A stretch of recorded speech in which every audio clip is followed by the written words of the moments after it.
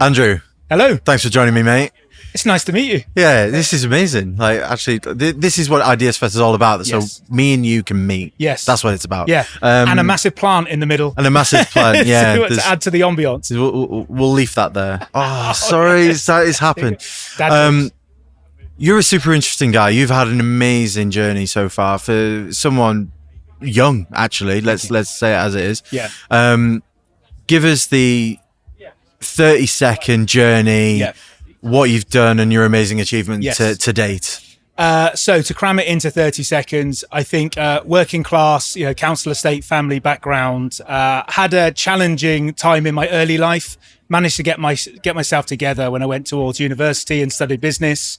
I went and joined a graduate scheme in property management and then did that for about 6 years. And then one day when I was about 26, 27, said there's no way I want to work for big businesses anymore. I want to get off this capitalism curve as early as possible, and literally had a good job, everything ready, and just left one day and started a business from my bedroom. So I was about 27 at the time. I literally, when I say I started with nothing, I mean nothing. I had a laptop, no friends, no backers, no money, no backup plan, absolutely nothing. And I literally started from my bedroom, and over the next 10 years grew the business to about £50 million turnover and about 500 staff. And then raised about 100 million in private equity exit value through that time as well. About 18 months ago, I stepped back from working, and now I do various volunteer and non-exec jobs and doing things like this. So very briefly, that's the story. And thanks for joining us. See you next time. I mean, so much to take out of that. So much to take out of that. I mean, there's raising private equity value. There's building, starting a startup from your bedroom. Yes. I guess let's take 3 incredible lessons that you've learned from building and scaling. Yeah. Was it a 9-figure business? Yeah. If Absolutely. I'm getting my zeros right. Yeah. A 9-figure business, Okay. like 3 big lessons, and what do they mean to you? Okay, number one is just all about yourself. When you start up on your own, people say, oh, that's great. You can have a lay-in on a Tuesday if you want, when you're no, like you are going to work harder than anyone could ever motivate you to work. Yeah. There is not a boss out there that's going to make you work harder than you can work for yourself. If you don't trust yourself to absolutely put everything into that business, maybe entrepreneurship is not for you, because you have to be self-motivated beyond any doubt that this is what you want to do. And I was one of those guys, and I mean it, 110 hours a week easily I was doing. I lived, breathed, slept. That's all I did was entrepreneurship for those 10 years. Because I knew every time I wasn't absolutely on my A game, the competitors, of which, by the way, in the sector I was in, there's over 100,000 companies that do what we do. And like I say, we got into that 1% club in terms of growth and getting out of like the real micro stage. Your competitors are always behind you. And so actually you just have to be completely determined that what you're doing, and look, we all have motivations for different reasons. But for me, I always talk about it's in here. It's what's in your soul. When you're having a shit day, what is it that's going to drive you to actually make the best of it and try and turn situations around? So my lesson number one is truly ask yourself, do you care about this enough that you are going to keep going even when no one's prodding you from the back? And that can be very, very difficult. Yeah. Lesson number 2, you don't have to do something new. Right. So like I said, there's 100,000 competitors in the workplace services sector, which is what we did. We did exactly what they did. We just tried to focus on what did they not do very well. And actually, I was listening to Rory Sutherland this morning, and we did exactly what he said. Right. What do I think the bigger businesses that were serving the sector weren't doing very well? They didn't treat their staff very well. They'd completely lost touch with social mobility, and they'd lost touch with the customer. It was about servicing the customer. So those 3 things. So we honed in on those 3 things. And in all of our marketing, for which we had 0 marketing budget, by the way, it was all social media led marketing. All our marketing was based on, we are exceptional at those 3 things. And the biggest thing I can say is, you just need to be slightly better than others in certain areas to get noticed by companies. Now, look, my clients were big tech companies generally. So these were companies like Deliveroo, Early Door. So we were there with Will Shue right at the very beginning, eating pizza, when he was going through his journey. He just exited last year for a significant amount of money as well. So for us, it was about getting with those companies that are going on a journey themselves. Now, when you're a small business and they are a growing business, you both understand each other's fragilities in that, you're not going to get it right the whole time on both sides, and you can go on these amazing journeys. So my advice would be for number 2, go out and look, right? What do you admire? Who do you think is absolutely smashing it right now? And why can't you do the same as them? Yeah. The truth is you can, but go and find out what they're not doing very well, build your brand around what they're not doing very well, and tell people that that's what you do well. Now, the backup for us was ESG was a huge thing for us. So environmental, social and governance initiatives. We delivered 150 different initiatives in our time.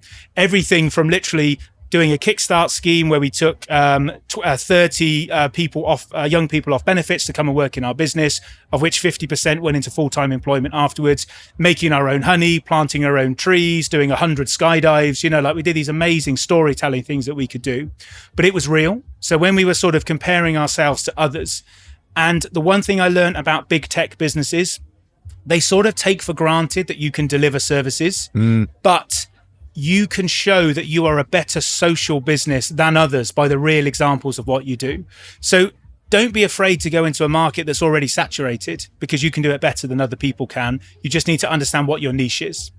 That's number 2. You see, there's a lot of narrative around the opposite of that, though. Like, I started without a niche, and I'm not talking about myself, but I didn't start without a niche. I just went and did it, and then discovered that later. Yes. And and I guess what we're trying to say is that you're talking about your journey here. Absolutely. It's not a one size fits all for everybody. Yes. Someone else might get there differently. The road to success isn't linear. Yes. And I guess that probably more than anybody else.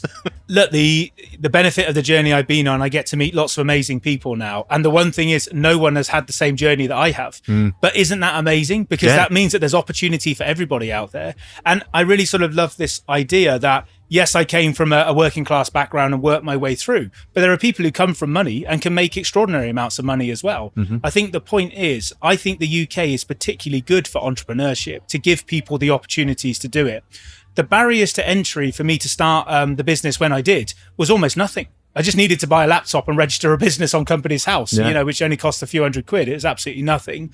And then, like I say, we were sort of very early in the social media movement. And again, that's part of the advice. You need to create a brand online. You don't need to spend tens of thousands of pounds on PR agencies to do that for you. Find your voice, create what is authentically important to you, and tell people that story. And it will shine through as long as it's real. And not just marketing bullshit, basically, which often people fall into. Yeah, they do. I think they kind of go so far away from talking about actually what matters and focusing more on engagement, and it's usually through fear. I think actually, they don't want to talk about themselves for fear of rejection, for fear of looking silly, for fear of standing away from the groupthink, all that kind of stuff. So it's conformity. We're, again, a very British trait is that sort of do what everyone else does. But I'm not saying you have to go out there and be extremely different. I'm just saying you need to focus on something that just makes you a little bit better than others. And just going back to that perception point, you'd be surprised if you tell people things enough, they will believe it. But you have to believe it yourself as well, and be able to back it up. That's so true. Like we have a small AI startup at the moment, which is basically focusing on getting people visible online. Yes. Turning your voice into visibility. And one thing that we say at the moment is what we believe in, is that people buy from people. Sure. They know, like, and trust. Sure. Yeah. But they've got to believe in you. They've got to believe it, and you got to fucking believe it yourself as well, haven't you? Right? Otherwise, what's the point? Yeah. AI and everything is an incredible tool to help us grow, but authenticity comes from meeting face to face. Like I was saying, eyeball to eyeball, handshake to handshake. That is how you create amazing connections. And actually, one thing we did all right in through COVID. So look, we're a workplace services business. In COVID, all the workplaces were closed. In that time, we managed to grow 20%. In that time, when all the workplaces were closed. What COVID? Do you know the way we did it? We found the bigger businesses were really contractual with their customers. So say the customer had to give 6 months notice to make any changes to the contract. The service providers were saying, you need to give us 6 months. We went to every customer and said, hey, look, this is a rubbish situation for everybody. You can change your contract today. Let's work it out. And we were able to win other business from bigger providers who were really sort of stuck in their ways. And it's incredible to think about coming out the back of COVID. We then grew from about 18 million to 32 million off the back of COVID in 1 year in turnover terms, and as well as bringing our profitability with it as well, and growing staff numbers from 150 to 250 in that time. So these things are possible. But like I said, it's just all about that perception and taking those opportunities. I mean, there's just so much to unpack with the whole thing, and I know we've already spoken off camera, but we're going to do this again. Yes, yeah, we can do a lot more. And we're going to do it for a yes. good 90 minutes, I think. But there's so many challenges there, you know, like running a scale-up business, being at the head of an enterprise. It's not a startup anymore. You don't have that quite. You don't have the same culture. You've got different things, and I think there's so many challenges that we can unpack there. But each one of those is a half an hour podcast on its own, because just the one thing I would say on that, I didn't really feel the pressure of the weight of it until we had our first round of private equity, and I think I mentioned earlier, and this is on camera already. We thought the business was worth about £6 million, roughly. We went to private equity. We had offers between 14 and 20 million. And at that stage, that is when I was like, this business is actually worth a lot more than I thought it was. And now my dreams of like paying off my mum and dad's mortgage and buying my sister's houses for them and stuff, that was within touching distance. And that's when pressure became real, because actually at that point, then you could touch something that until that point was just a theoretical thing that might happen in the future. And for when you're an entrepreneur and you get your first offer for your business, it's a very special moment. This is a bit of a difficult question to ask. Yeah. Never mind to answer. Yeah. Do you think you're still relatable? In certain things, yes. In certain things, no. I think for me, I'll give you a real story, which I shouldn't share, but I will. I am a big Arsenal fan, season ticket holder. And End it there. That's it, all finished. Just go. I went to watch Arsenal versus PSG in the Champions League semi-finals earlier this year. Now, look, I've done well in my time. I could afford a nice hotel. Yeah. I stayed in a 6-person mixed dormitory in Paris for that one. And I ended up going out, and I was with a load of Arsenal fans. I went on my own and met some people there. Ended up having a great time. Had a bit too much to drink. Really enjoyed it. Arsenal lost. You know, it was a terrible day overall. Went back and slept in that 6-person hostel, you know, with a load of other people in the room, and woke up in the morning with my hand in a jar of Nutella because I'd been eating Nutella and bread the night before. Hey, I mean, there's worse ways to eat it. We've all been there. That was less than 6 months ago, that story. So I think, like, look, the background I'm from and what I love about my family, even though we've been able to financially secure all of my family and, you know, and buy everyone's houses and things, when I go around to my mum and dad's, it's still exactly the same as it was. Do the dishwasher, take the dog out, you know, make sure that you're part of that family unit. Yes, they're incredibly grateful for the opportunities that I've been able to give back to them, but doesn't matter. It's nothing special. And I think that's values, right? That's right. And that's why I think working class values are so important and keeps you grounded in all of that.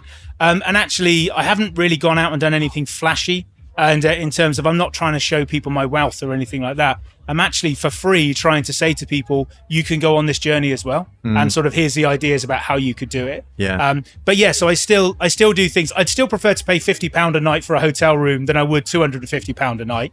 And I'd still love to eat Nutella out of a jar when I'm drunk when I get back to my bed. Take the boy out of the council house. You can't take the council house out of the boy, can you? That's exactly right. And I'm the same. That's exactly my background as well. So I completely relate. And it's the same when I go around to my mum's as well. It's, you know, it's 2 cups of tea. Take the dog. You know, all of that kind of stuff. And it's only yesterday I was laughing with my sister because I've never had any public channels before. So I've just opened my public channels now to, you know, sort of be an entrepreneur in terms of in the press. And I was saying to my sister yesterday, I was like, I don't want to brag, but I've got 23 followers on TikTok now. Hey, it just reminds me of that scene in Gavin and Stacey with Bryn, and he's talking about, I'm up to 15 friends now on the MySpace. I'm overwhelmed. And my sister just rolling her eyes, hearing all this bullshit over and over again. And but no, I love it. And I never want to be any different. And actually, the final thing I'd say on being relatable, it's a big issue for me with my kids.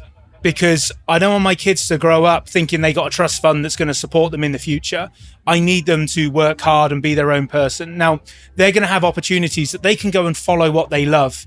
You know, I don't know, there's certain, you know, things that people don't make much money out of, but they can go and do it and know there's a safety net there. But absolutely, I don't want to bring up a couple of brats that just are entitled to money, because that's not where I came from. And actually, what I find compared to other people, like the circles I'm in on, like the entrepreneur stuff, my kids have a lot less than they do.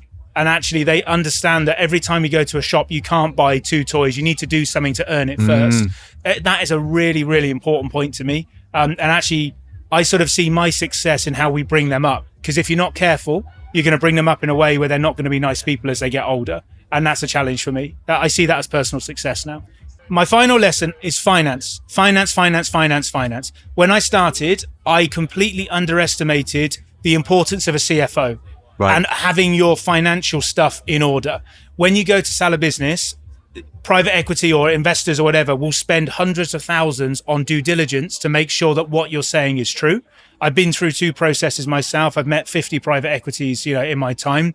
It is brutal. And they will drag you over and over and over again, especially if you're trying to do it in a short period of time. So for me, get your finances in order. And I really mean that from the very beginning. Understand how you make your money, where your profitability is, what your cash flow is. And things like Xero finance packages are really cheap. They're really easy to use. But I promise you, when people are going to give you millions for your business, they care about the money. And you need to care about it as well.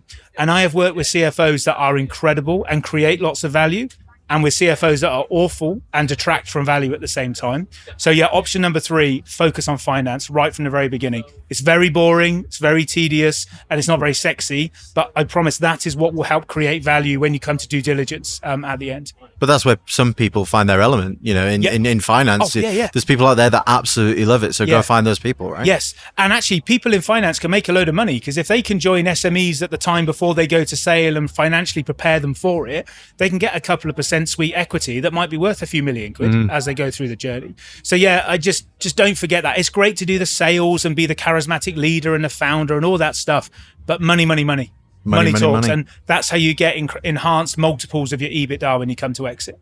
Wonderful. Andrew, love that, mate. Pleasure. Thank you so much. We can chat a bit I'm more looking forward to part 2, the long version. This is just a teaser. Thank you so much. Cheers, mate. Appreciate it.